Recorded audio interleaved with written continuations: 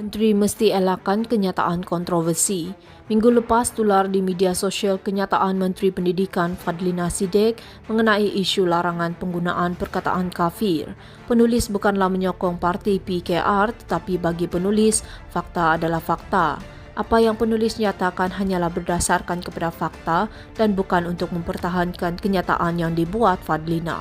Sebagai Menteri, Fadlina patut berhati-hati dalam membuat kenyataan. Ini adalah kerana kenyataan yang keluar dari mulut seorang menteri akan dianggap sebagai dasar rasmi kepada kerajaan yang memerintah.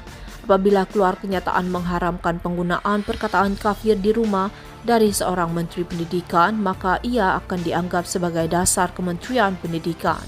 Penulis menonton berulang kali klip video pendek yang sudah diedit yang terdapat di media sosial. Kesimpulan yang boleh diambil adalah maksud Fadlina larangan penggunaan perkataan kafir adalah dalam bentuk menghina orang yang bukan Islam. Dan ianya bukan larangan secara umum ke atas penggunaan perkataan tersebut.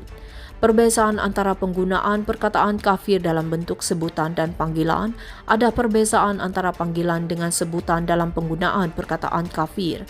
Yang dilarang di dalam hukum adalah menggunakan perkataan kafir dalam bentuk panggilan yang bertujuan untuk menghina.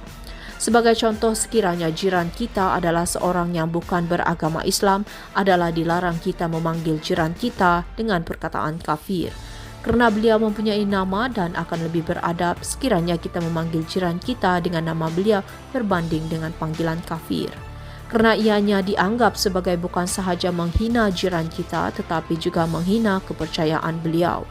Manakala penggunaan perkataan kafir dalam bentuk sebutan adalah dibenarkan, bahkan di dalam Al-Quran terdapat 2 surah yang menyebut perkataan kafir.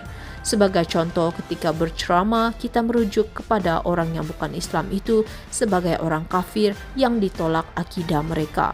Kesilapan Fadlina adalah apabila beliau berkata beliau melarang anak-anak beliau menyebut perkataan kafir yang beliau tidak ajar.